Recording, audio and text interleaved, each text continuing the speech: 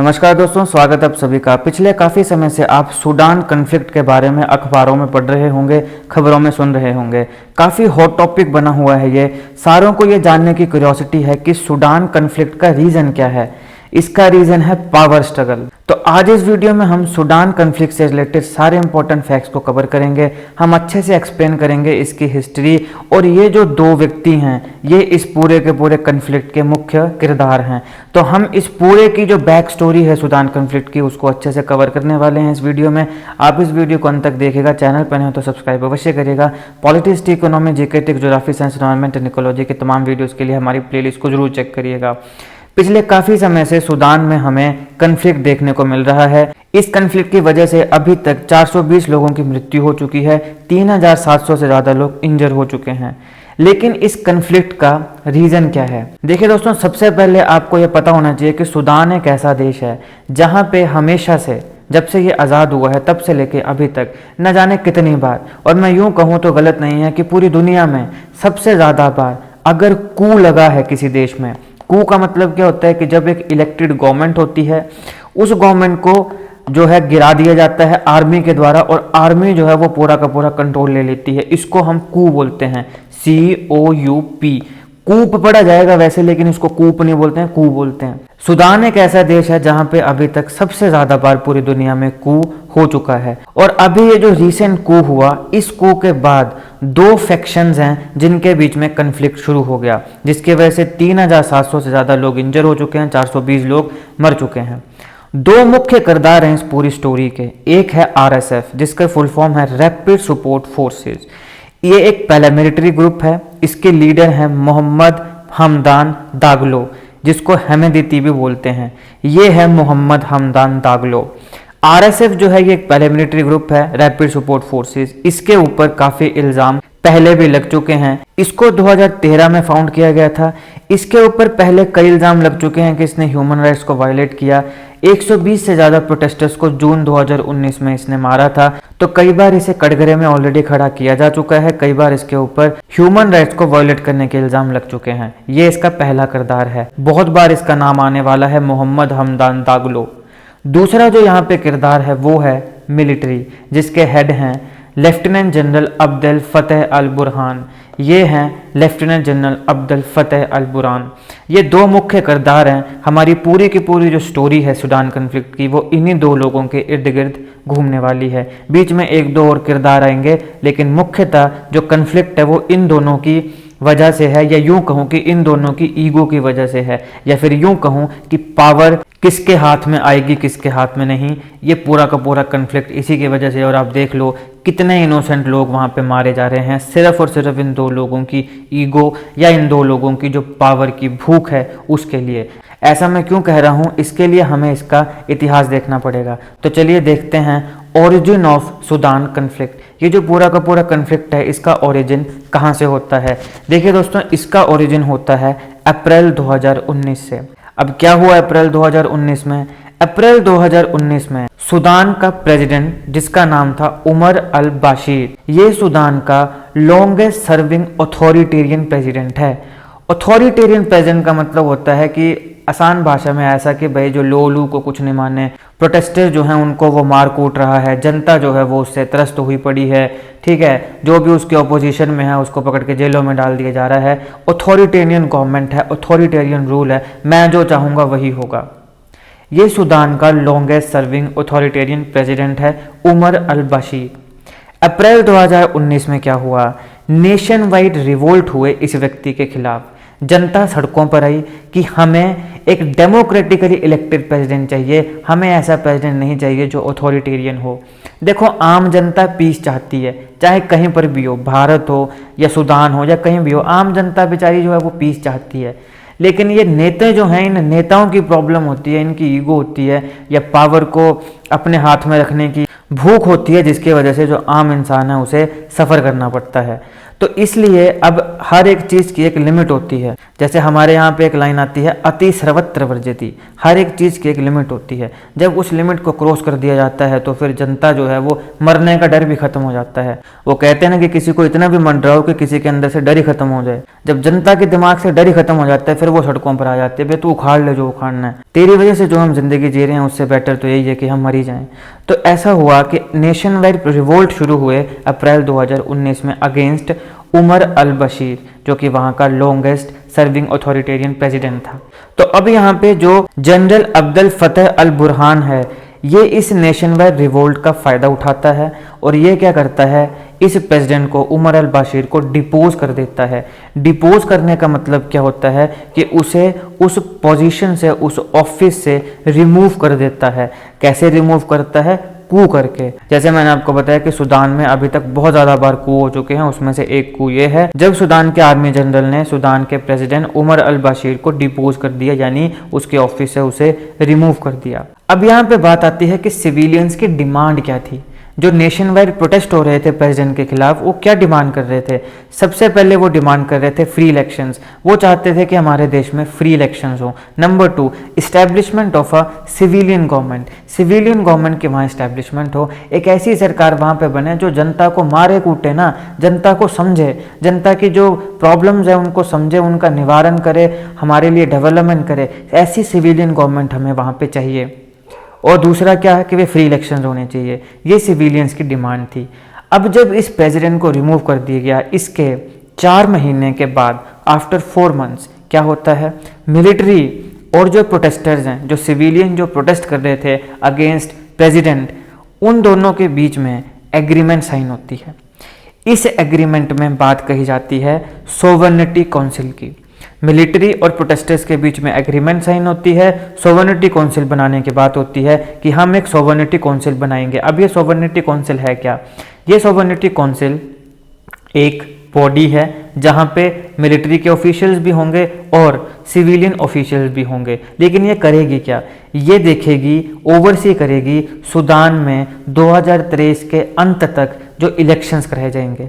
क्योंकि सिविलियंस की डिमांड क्या थी? Free elections. पहली डिमांड क्या थी? Free elections. दूसरी, सिविलियन गवर्नमेंट इस्टेब्लिश हो। और सिविलियन गवर्नमेंट कैसे इस्टेब्लिश होगी? जब वहाँ पे फ्री इलेक्शंस होंगे। तो ये जो इलेक्शंस करवाए जाने हैं, इनको सारों को ओवरसी किया जाए, इनको देखा जाए, इसके लिए एक बॉडी बनाई गई जिसका नाम दिया गया सोवर्निटी काउंसिल। इसमें मिलिट्री ऑफिशियल्स भी थे और सिविलियन ऑफिशियल्स भी थे। इसके बाद अब्दुल्ला हब्दोक, ट्रांजिशनल पीरियड के लिए इस व्यक्ति को प्राइम मिनिस्टर अपॉइंट किया जाता है कुछ समय के लिए। जब तक इलेक्शंस नहीं होते हैं तब तक प्राइम मिनिस्टर इसको, अब्दुल्ला हमदोक को क्या किया जाता है? अपॉइंट किया जाता है। लेकिन ये जो नई अरेंजमेंट थी ये टेम्परेरी थी।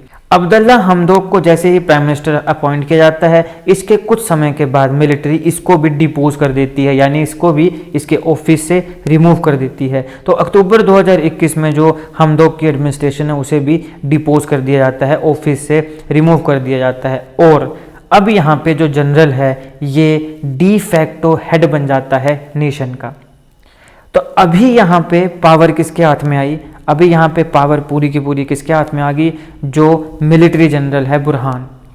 अभी यहाँ पे बात आती है आरएसएफ की। अब देखिए, ये जो पूरा का पूरा कू हुआ, इस कू में जो लेफ्टिनेंट जनरल अब्दुल फतेह अल बुरहान है, इसकी मदद करता है एक व्यक्ति जिसका नाम है मोहम्मद हमदान दागलो, जो कि लीडर है आरएसएफ का। ये इसकी पूरी की पूरी क्या करता है? मदद करता है। अब क्योंकि इसने इसकी मदद करी है बुरहान की, और ये बुरहान जो है ये डी फैक्टो वहाँ पे नेशन का हेड बन चुका है, तो अब यहाँ पे ये मिलिट्री कूप का पार्टनर होता है। और जैसे ही ये वहाँ पे हेड बनता है, डी फैक्टो हेड बनता है नेशन का, तो सेकंड इन कमांड की पोजीशन किसे दी जाती है? दागलो को दे दी जाती है। तो अभी यहाँ पे पहले नंबर पर कौन बन गया? जो जनरल है फतेह अल बुरहान। और दूसरे नंबर पर सेकंड इन कमांड कौन बन गया? मोहम्मद हमदान दागलो।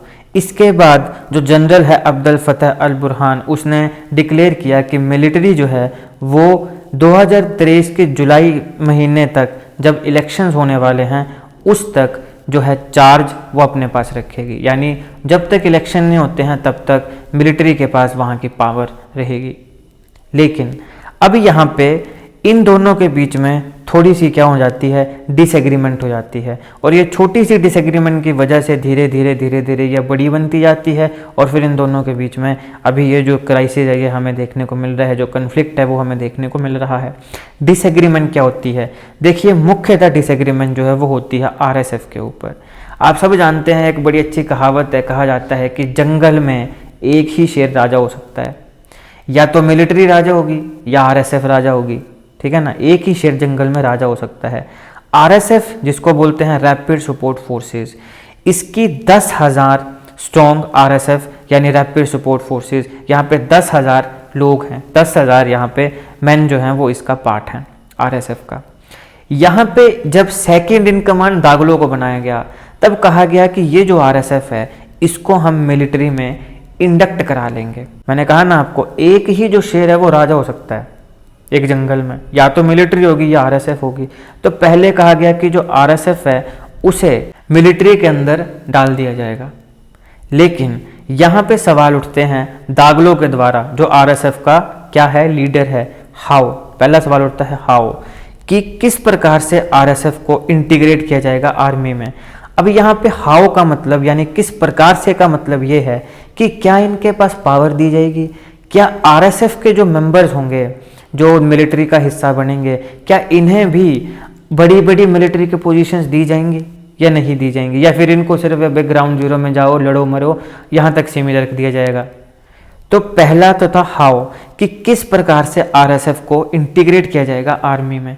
दूसरा आता है कि ये जो पूरी इंटीग्रेशन की प्रोसेस होगी, इसको ऐसी कौन सी अथॉरिटी है जो ओवरसी करेगी, यानी जो देखेगी, किसके निगरानी में ये पूरी की पूरी जो इंटीग्रेशन है ये होने वाली है।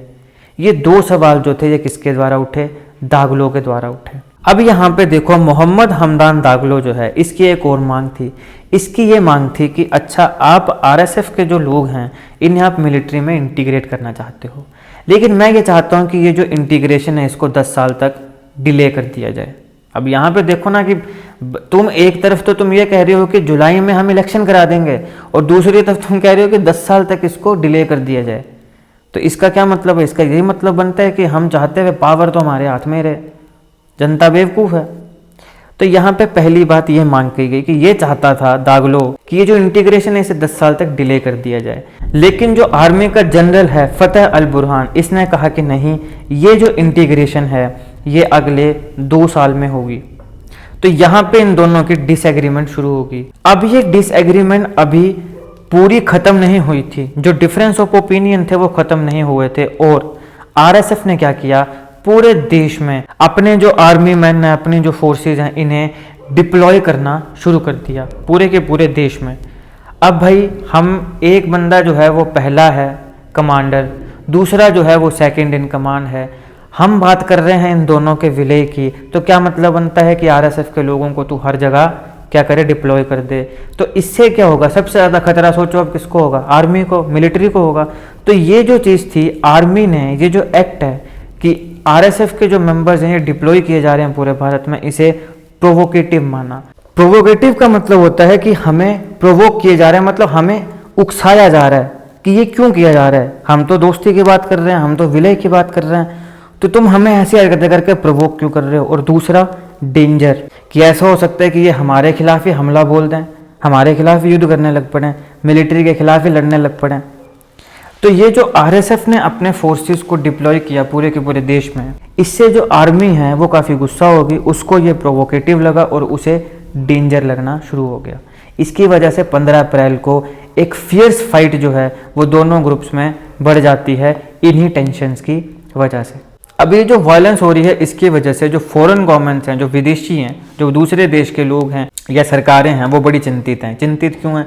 क्योंकि सूडान में बहुत ज़्यादा ऐसी कंट्रीज है जिनके लोग वहाँ पे रहते हैं, जैसे कि सऊदी अरेबिया है, अमेरिका है, यूके है, इवन इंडियंस भी बहुत ज़्यादा वहाँ पे रहते हैं। तो कई ऐसे देश हैं जिन्होंने जो ऑपरेशंस हैं, जो रेस्क्यू ऑपरेशंस हैं, by land, by air, by sea, वो सारे शुरू कर दिए हैं, ताकि अपने जो स्टैंडर्ड सिटीजन्स हैं, जो वहाँ पे हमारे देश के लोग हैं, अलग अलग देशों के, मतलब अपने अपने देशों के लोग हैं, उनको सेफली वहाँ से रेस्क्यू किया जाए और उस वायलेंस में वहाँ के जो लोग हैं, जो उनके देशों के लोग वहाँ काम कर रहे हैं, उनकी मृत्यु ना हो। तो इसे इवैक्यूएट करने के लिए यूएस और यूके ने तो ऑलरेडी अपने मिलिट्री एयरक्राफ्ट और ट्रूप्स को डिस्पैच कर दिया है खार्तूम में, जो कि सूडान के कैपिटल है। सऊदी अरेबिया और फ्रांस ने काफ़ी सक्सेसफुल इवैक्यूएशन करी है। 150 से ज़्यादा लोगों को उन्होंने रेस्क्यू किया है, जिसमें अलग अलग देशों के लोग आते हैं, उसमें कई भारतीय भी आते हैं। इंडियन गवर्नमेंट ने भी ऑपरेशन कावेरी को लॉन्च किया है, हमारे जो वहाँ पे सिटीजन्स हैं उन्हें वापस भारत में रेस्क्यू करके सही सुरक्षित लाने के लिए। तो ये ध्यान रखिएगा कि सूडान क्राइसिस में जो हमारे भारतीय फंसे हुए हैं उनको रेस्क्यू करके दोबारा वापस भारत में लाने के लिए कौन सा ऑपरेशन लॉन्च किया गया है इंडियन गवर्नमेंट के द्वारा, ऑपरेशन कावेरी को लॉन्च किया गया है। अब हम यहाँ पे देखते हैं कि इसके रिपरकशंस क्या हैं। देखिए 2021 में कू हुआ, इससे पहले कई बार प्रो डेमोक्रेसी डेमोन्स्ट्रेशंस जो हैं वो हुई हैं 3rd largest country in Africa में, ये बहुत ज़्यादा बार हुई हैं। अब ये जो कन्फ्लिक्ट है आर्मी और आरएसएफ में, ये सूडान का एक जो ट्रांजिशन है डेमोक्रेसी की तरफ, क्योंकि जनता ने क्या मांग करी, फ्री इलेक्शंस, जनता ने क्या मांग करी, सिविलियन गवर्नमेंट। तो ये जो ट्रांजिशन होगा, पहले भी जो गवर्नमेंट थी वो अथॉरिटेरियन थी और अभी तो मिलिट्री का रूल आ गया। तो जनता क्या चाहती है, जनता चाहती है कि हमें डेमोक्रेसी चाहिए भाई, हमें फ्री इलेक्शन चाहिए, हमें सिविलियन गवर्नमेंट चाहिए। लेकिन पावर स्ट्रगल की वजह से ये जो चीज़ें हो रही हैं, इसकी वजह से ये जो ट्रांजिशन है ये और भी ज़्यादा चैलेंजिंग हो चुकी है, पहली चीज़। दूसरी चीज़, ये जो टशल है, कुछ एक्सपर्ट्स का ऐसा कहना है कि इसकी वजह से कई ज़्यादा वाइडर कन्फ्लिक्ट जो हैं वो होने वाले हैं। अभी जितने कन्फ्लिक्ट हुए हैं इससे ज़्यादा कन्फ्लिक्ट बढ़ने वाले हैं और इसकी वजह से हो सकता है कि जो देश है वो कलैप्स हो जाए। अब जब देश कलैप्स हो जाएगा, इकोनॉमी की झंड भर जाएगी, फिर मुझे तो ये समझ नहीं आते कि ये कुत्ते बिल्लों की तरह जब ये पावर के लिए लोग लड़ने लगते हैं, ओ भाई जब देश के लोग ही मर जाएंगे, देश ही नहीं बचेगा, इकोनॉमी नहीं बचेगी, पैसा नहीं बचेगा, तो सालों राज किसके ऊपर करोगे? ये खोतों को समझ नहीं आता है, वे राज किस पे करोगे हैं? जब गरीब जनता मर जाएगी, भूखी मर जाएगी। अब देखो बीमारियां चलती हैं, जब लड़ाई झगड़े होते हैं वहाँ पे अच्छे से हेल्थ स्ट्रक्चर, इंफ्रास्ट्रक्चर ख़राब होगा, वहाँ पे इकोनॉमी पे असर पड़ेगा। कई लोग हैं जो बीमारियों से मर जाएंगे। हम यमन में देख रहे हैं, यमन में हम देख रहे हैं कि कई लोग हैं, कई बच्चे जो हैं वो ऐसी बीमारियों से मर जा रहे हैं जो बीमारियां भारत या बाकी कई ऐसे देश हैं जिन्होंने कब की हमने वो टाटा बाय बाय उनको बोल दिया हुआ है। उन बीमारियों से यमन में बच्चे मर रहे हैं, उन बीमारियों से सीरिया में बच्चे मर रहे हैं। फिर वहाँ पे लड़कियों का शोषण किया जाता है, लड़कियों का। अब सीरिया की और यमन की लड़कियाँ जो बेचारी अपना पेट पालने के लिए जो परिवार अपने देशों से दूसरे देशों में गए, तो वहाँ पे उन बच्चियों को एक्सप्लॉइट किया जा रहा है। ऐसे कई खबरें निकल के आते हैं कि सीरिया की बच्चियाँ जो हैं उनको सऊदी में या यूएई में उनको एक्सप्लॉइट किया जा रहा है, बाकी देशों में एक्सप्लॉइट किया जा रहा है। तो ये एक व्यक्ति की, दो लोगों की पावर स्ट्रगल की वजह से पूरे देश की झंड फिर जाती है। और सफ़र कौन करता है? गरीब आदमी सफ़र करता है। तो यही चीज़ यहाँ पे होने वाला है। कंट्री का कोलैप्स हो सकता है। कंट्री का कोलैप्स का मतलब है गरीबी आएगी, भूखमरी आएगी, गरीब जनता मारी जाएगी, बीमारियाँ जो हैं वो होंगी दोबारा। वो जो बीमारियाँ कई बार हम छोड़ चुके हैं वो दोबारा वो बीमारियाँ आने वाली हैं। सीरिया को हम देख रहे हैं कि अब किस प्रकार से सीरिया जो है वो ड्रग स्टेट बन चुका है। तो इस प्रकार की जो चीज़ें हैं, इस प्रकार की जो प्रॉब्लम्स हैं वो आ सकती हैं अगर ये इन दोनों जो फैक्शंस हैं इनके बीच में पीस नहीं हुआ और ये जो कन्फ्लिक्ट है ये ऐसे ही चलता रहा। तो ये था दोस्तों सूडान कन्फ्लिक्ट। मैंने अपनी तरफ से पूरी मेहनत करी है और कोशिश करी है कि अच्छे से एनिमेशन के माध्यम से पूरी स्टोरी की तरह आपको पूरी की पूरा जो कन्फ्लिक्ट है उसे समझा सकूं। और इसके साथ साथ इवैक्यूएशन के जो रेस्क्यू ऑपरेशन चल रहे हैं उसके बारे में बता सकूं। इंडिया का ऑपरेशन कावेरी है जैसे हमने डिस्कस किया, और इसके साथ साथ इसके क्या नेगेटिव रिपरकशंस आने वाले समय में सूडान को देखने को मिलेंगी, हमने ये भी देखी। तो अगर आपको ये वीडियो अच्छी लगी हो तो लाइक करेगा, शेयर करेगा। Politics, economy, GK, geography, science, environment and ecology के तमाम वीडियोस के लिए एक बार हमारी प्लेलिस्ट को जरूर चेक करिएगा। और जीके और करंट अफेयर के ऐसी वीडियोस को देखने के लिए हमारे चैनल को अभी के अभी सब्सक्राइब करिएगा। Thank you so much for watching.